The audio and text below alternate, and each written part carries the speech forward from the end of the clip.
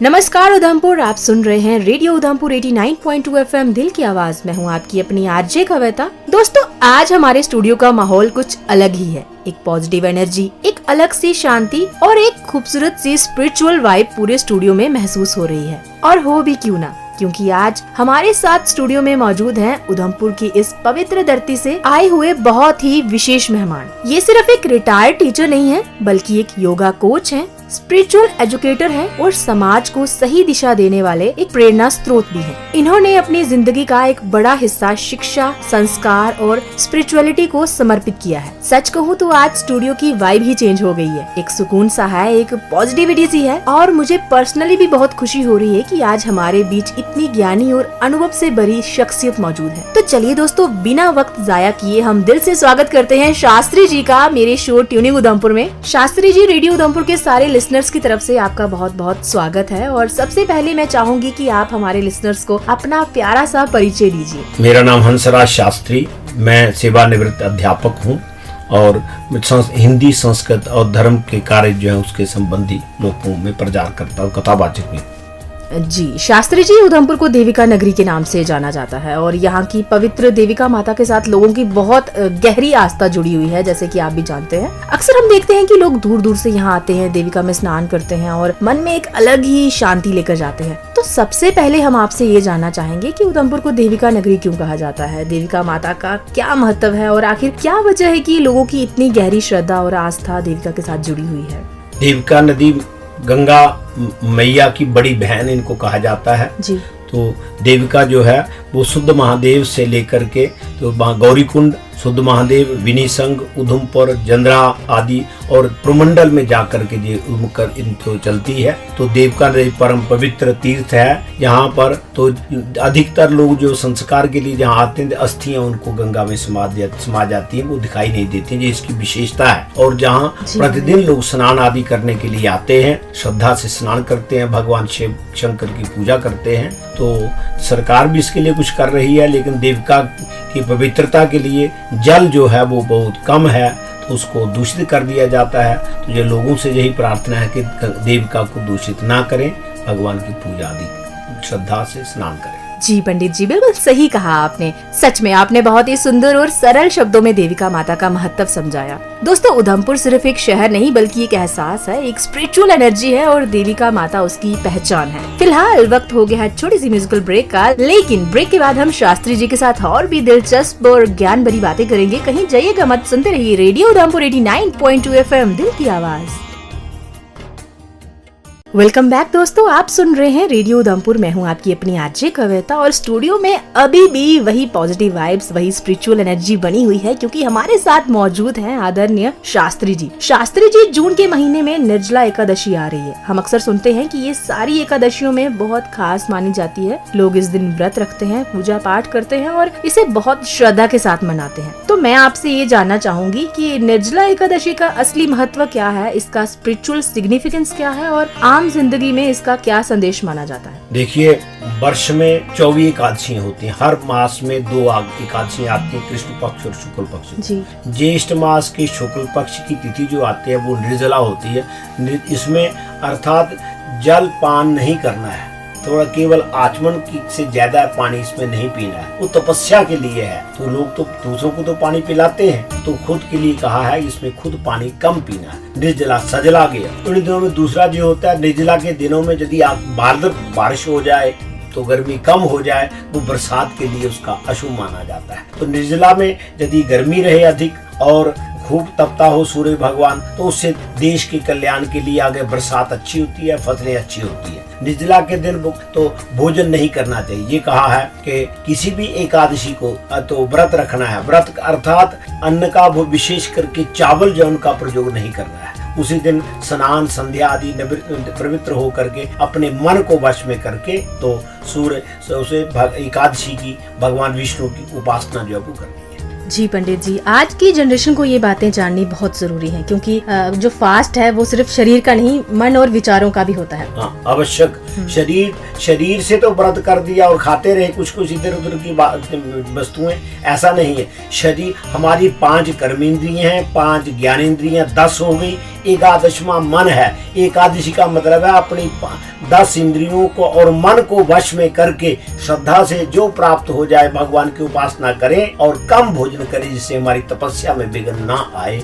ऐसा एकादशी की महिमा है। शास्त्री जी, एक छोटा सा सवाल और है। जो लोग हेल्थ या किसी और वजह से निर्जला व्रत नहीं रख पाते, क्या उनके लिए कोई और तरीका है भक्ति और पुण्य प्राप्त करने का? वो किस तरह से भगवान की आराधना कर सकते हैं? उसका जो नियमित जीवन जो व्यतीत करते हैं लोग, तो समय का प्रबंधन जो वो अच्छी तरह से कर ले कि किस समय कौन सा कार्य करना है। तो यम नियम आसन प्राणायाम अष्टांग योग के माध्यम से यदि आप योग को अपनाएंगे तो आपका शरीर भी स्वस्थ रहेगा। समय पर उठे, early to bed and early to rise makes a man healthy wealthy and wise. जो समय पर रात को सो जाते हैं, सुबह समय पर उठते हैं, उनका शरीर भी स्वस्थ रहेगा, स्नान संध्या आदि भी सब ठीक हो जाएगा और उसके बाद दिन भर वो काम करें। आप काम करते चलो, नाम जपते चलो। महत्ता तो ये है कि भगवान का नाम जपते जपते अपने कर्तव्य कर्म को पूरा करें। जो कर्म पूरा नहीं करता वो पाप का भागीदार बनता है, जो कर्म पूरा करता है वो पुण्य का भागीदार बनता है। गीता में भगवान ने यही कहा, कर्मण्येवाधिकारस्ते मा फलेषु कदाचन मा कर्म फले हेतुर्भूमाते संगोस्त्व कर्मणि। तुम्हें कर्म करने का अधिकार है, फल के ऊपर तुम्हारा कोई अधिकार नहीं है। वो भगवान की समय आने पर आपको अवश्य प्राप्त होगा। जी, बहुत ही सुंदर बात कही आपने शास्त्री जी। शास्त्री जी, सच कहूँ तो ऐसा लग रहा है बस आपकी बातें सुनते ही रहे। इतनी पॉजिटिविटी और इतना सुकून मिल रहा है। लेकिन फिलहाल वक्त हो चला है एक छोटी सी म्यूजिकल ब्रेक का। ब्रेक के बाद फिर लौटेंगे और भी ढेर सारी बातें करेंगे। लेकिन फिलहाल आप सुनिए ये प्यारे से गाने। Stay tuned with your own RJ Kavita. Welcome back listeners, आप सुन रहे हैं रेडियो उधमपुर 89.2 FM दिल की आवाज। मैं हूं आपकी अपनी आरजे कविता। शो चल रहा है ट्यूनिंग उधमपुर और जैसे कि आपको पता है आज स्टूडियो में मेरे साथ हैं आदरणीय शास्त्री जी और बहुत ही खूबसूरत बातें हो रही हैं स्पिरिचुअलिटी और लाइफ को लेकर। सो शास्त्री जी, मेरा अगला सवाल आपसे ये है कि आजकल बर्थडे सिर्फ पार्टीज तक ही रह गए हैं। आजकल हम कैफेज में जाते हैं, केक कट करते हैं, पार्टीज करते हैं, लेकिन अगर किसी को अपना बर्थडे एक पॉजिटिव और मीनिंगफुल वे में सेलिब्रेट करना हो तो वो कैसे करें? जन्मदिन को बड़े पवित्रता प्रातः काल स्नान संध्या आदि से निवृत्त होकर के भगवान की पूजा करनी और पूजा के साथ जो हमारे 7 जो दीर्घायु हैं, अश्वत्थामा, बलि, व्यास, हनुमान, विभीषण, परशुराम, कृपाचार्य और मार्कंडेय, इन 8 की पूजा करनी चाहिए। और उनको बुजुर्गों, बड़े माता पिता को तो मातृदेवो भव, पितृदेवो भव, आचार्य देवो भव, अतिथि देवो भव, 4 हमारे देवता हैं, उनका मान सम्मान करें भगवान को सामने साथ रखते हुए। तो किसी का अपमान कर दिया तो वो पूजा का कोई महत्व नहीं है। पूजा का महत्व ये है कि अपने बड़ों का, बुजुर्गों का मान सम्मान करें, भगवान का स्मरण करें और जो अष्ट दीर्घायु है तो अश्वत्थामा आदि उनको स्मरण करें। वहाँ जन्मदिन के दिन मार्कंडेय की विशेष पूजा होती है जिससे दीर्घायु प्राप्त होती है। अच्छी वस्तुओं का दान करें उस दिन, जो खाने पीने वाली वस्तुएं, वस्त्र, आभूषण जो आपको प्रिय हैं वो दान करें, उससे परोपकार भी होगा और वर्ष भर आपका स्वस्थ रहेगा, आपका जीवन सुखमय बना रहे। वाह शास्त्री जी, बिल्कुल सही कहा आपने। आपकी बातों ने सच में बर्थडे का एक नया खूबसूरत नजरिया दे दिया। दोस्तों, छोटी छोटी अच्छी चीजें ही जिंदगी को स्पेशल बनाती हैं। बहुत ही प्यारी बातें कही आपने। सच में बर्थडे सिर्फ एक सेलिब्रेशन नहीं, ब्लेसिंग और ग्रेटिट्यूड का भी दिन होना चाहिए। दोस्तों, इसी खूबसूरत बात के साथ लेते हैं छोटा सा ब्रेक। ब्रेक के बाद फिर लौटेंगे और करेंगे कुछ और दिल से जुड़ी बातें। सुनते रहिए tuning Udhampur with RJ Kavita. Welcome back listeners, आप सुन रहे हैं रेडियो उधमपुर 89.2 FM दिल की आवाज। शो चल रहा है ट्यूनिंग उधमपुर और आज के शो में जैसे कि आपको पता है मेरे साथ शास्त्री जी मौजूद हैं जिनके साथ हम बहुत ही अच्छी अच्छी बातें कर रहे हैं। सो शास्त्री जी, मेरा अगला सवाल आपसे ये है कि हमने अक्सर सुना है गुरु बिना गति नहीं, तो हम कैसे पहचाने कि हमारा सही गुरु कौन हो सकता है? क्योंकि लोग बहुत कंफ्यूज रहते हैं कि अपना गुरु किसे माने। और जैसे कि आपको पता है कि आजकल गुरुकुल कल्चर लुप्त हो गया है, तो जिंदगी में गुरु को किस रूप में देखना चाहिए? देखिए, गुरु तो शास्त्र में लिखा है, गुरु ब्रह्मा गुरु विष्णु गुरु देवो महेश्वर, गुरु साक्षात परम ब्रह्म तस्मै श्री गुरुवे नमः। उस पार ब्रह्म परमेश्वर को हम गुरु मानते हैं। ये संसारिक गुरु जो है वो तो जिससे हमने विद्या ग्रहण की हमारे गुरु। माँ पहली गुरु है, पिता दूसरे गुरु है, इसलिए माता पिता के बढ़कर के और कौन गुरु हो सकता है। हाँ, जिस विषय का हमें ज्ञान अधिक प्राप्त करना है उस विषय के गुरु को ढूंढ करके आपको टेक्निकल को विद्या ग्रहण करनी है तो आपको टेक्निकल गुरु जो है वो देखना पड़ेगा। और जो अध्यात्म विद्या प्राप्त करनी है, अध्यात्म विद्या का जो जानकार व्यक्ति है उससे आप शिक्षा लें, उसके द्वारा तो संबंध में रहेंगे तो ज्ञान प्राप्त होगा। ज्ञान प्राप्ति का मतलब है हमें गुरु तो हमारे भगवान है ही, कोई व्यक्ति गुरु नहीं हो सकता, वो भगवान का रूप है। हम किसी व्यक्ति को हम गुरु मानते हैं, वो भगवान का रूप मानते हैं। जी, बहुत ही गहरी और सुंदर बात कही आपने शास्त्री जी। सच में सही गुरु वही होता है जो हमें अंधेरे से रोशनी की तरफ ले जाए। दोस्तों, आज की बातें सिर्फ सुनने के लिए नहीं है बल्कि जिंदगी में महसूस करने के लिए भी हैं और अप्लाई करने के लिए भी हैं। फिलहाल लेते हैं छोटा सा म्यूजिकल ब्रेक के बाद फिर मिलेंगे कुछ और रूहानी और खूबसूरत बातों के साथ। सुनते रहिए ट्यूनिंग उधमपुर विद आरजे कविता। पंडित जी, अक्सर लोग कहते हैं कि जो किस्मत में लिखा है वही होगा, तो क्या हम अपने कर्मों से अपनी किस्मत बदल सकते हैं? कर्म इतने पावरफुल होते हैं? अवश्य। कर्म प्रधान विश्व करी राखा, जो जस करहि तासु फल चाखा। ये संसार कर्म प्रधान है, जो व्यक्ति जैसा कर्म करेगा उसको वैसा ही फल प्राप्त होगा। इसलिए भाग्य पर छोड़ना जो पराधीन है, तो भाग्य जो है तभी साध्य नहीं। एकेन चक्रेण रथस्य गतिर्भवेत्, जैसे एक चक्कर के द्वारा गाड़ी नहीं चल सकती है, वैसे ही बिना भाग्य के और बिना परिश्रम के व्यक्ति समाज में सफल नहीं हो सकता। भाग्य के साथ साथ परिश्रम की अत्य आवश्यकता होती है। कर्म प्रधान है। वाह शास्त्री जी, आज की बातों ने सच में दिल और सोच दोनों को एक नई डायरेक्शन दी है। जैसे कभी कभी एक सही बात इंसान की पूरी सोच बदल देती है और आज का ये सफर भी कुछ ऐसा ही रहा मेरे साथ। फिलहाल लेते हैं छोटा सा म्यूजिकल ब्रेक के बाद और भी इंटरेस्टिंग बातें होंगी, कहीं जाइएगा मत। सुनते रहिए रेडियो उधमपुर 89.2 FM, दिल की आवाज। वेलकम बैक लिसनर्स, आपने ट्यून इन किया है radio Udhampur with your own RJ Kavita और शो चल रहा है ट्यूनिंग उधमपुर। और आज के शो में मेरे साथ खास मेहमान हैं शास्त्री जी, जिनके साथ हम ढेर सारी बातें कर रहे हैं। शास्त्री जी, आपने अपनी जिंदगी में टीचिंग, स्पिरिचुअलिटी और योगा के थ्रू इतने सालों तक लोगों को गाइड किया। हम जानना चाहेंगे कि आपकी ये खूबसूरत जर्नी कैसे शुरू हुई और इस सफर में आपको सबसे ज्यादा क्या सीखने को मिला? मैं बचपन में संघर्षमय जीवन रहा मेरा। मैं एक देहात का रहने वाला, मेरे माता पिता तो सामान्य किसान थे और पिताजी ने मुझे विद्या कहीं छोड़ दिया। वो कहते थे कि हम आपको वो शास्त्री भी नहीं कहते, वो शास्त्री बनाना चाहते हैं, ऐसा कहते थे। तो पिताजी ने मुझे किसी एक विद्वान के पास छोड़ा, वो डॉक्टर अमरनाथ वैद्य थे।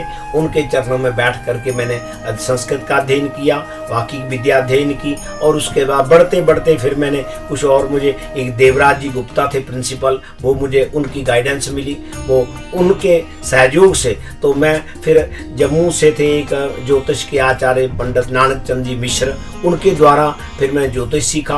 कर्मकांड सीखने के बाद फिर मैंने संस्कृत के आगे जो थी प्राग विशारद शास्त्री और MA Sanskrit, MA Hindi, BEd वगैरह करके दीप शिक्षा विभाग में तो 30 साल नौकरी करने के बाद मैं आज सेवानिवृत्त हूँ। स्कूलों में विद्या अध्ययन कराता रहा हूँ, गीता और रामायण में पढ़ता और पढ़ाता हूँ, योग करता हूँ। आज भी जो पंडित, जहाँ नए पंडित बनने के लिए लोग जो आते हैं, लोग मेरे पास आते हैं बच्चों को लेकर के, हम अपने बच्चे को पंडित कर्मकांड का पंडित बनाना चाहते हैं, वो मैं पढ़ाता हूँ। रामायण पढ़ाता हूँ, गीता पढ़ाता हूँ, श्रीमद् भागवत की कथा करता हूँ और संस्कृत पढ़ाता हूँ। और भारतीय योग संस्थान जो हमारा इंटरनेशनल जो संस्था है, जिसकी 445 के लगभग क्लासें पूरे विश्व में चलती हैं, तो हमारे जम्मू कश्मीर मिश्र उधमपुर में हमारी 8-10 क्लासें चलती हैं।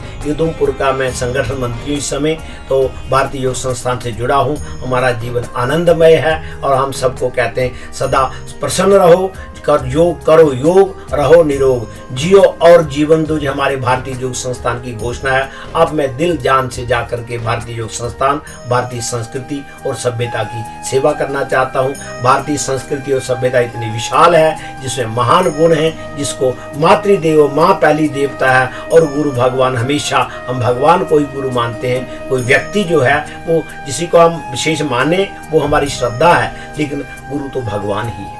क्या बात है पंडित जी। दोस्तों आज का ये सफर सच में बहुत ही खास रहा। आज की बातों में स्पिरिचुअलिटी भी थी, जिंदगी की बातों के आंसर्स भी थे और सुकून भी था। शास्त्री जी मैं दिल से धन्यवाद करती हूँ आपका कि आप हमारे रेडियो उधमपुर के स्टूडियो में आए। आपके अनुभव, आपकी सोच और आपकी प्यारी बातों से आपने हमें एक नई एनर्जी दी है। सच कहूँ तो हमारे स्टूडियो में आज एक अलग ही रोशनी, अलग ही पॉजिटिविटी आ गई है। और दोस्तों आज की सबसे खूबसूरत बात यह है कि जिंदगी में असली खुशी बाहर नहीं बल्कि हमारे अंदर होती है। बस जरूरत है सही सोच और अच्छे कर्म और अच्छे मार्गदर्शन की। इन्हीं शब्दों के साथ मैं ले रही हूँ आपसे इजाजत। कल के शो में फिर मिलूंगी एक नए थॉट के साथ, एक नए टॉपिक के साथ, एक नई मुस्कान के साथ। तब तक अपना ख्याल रखिए, अपनों का भी ख्याल रखिए। मेरा इंतजार करिए और सुनते रहिए रेडियो उधमपुर 89.2 FM दिल की आवाज।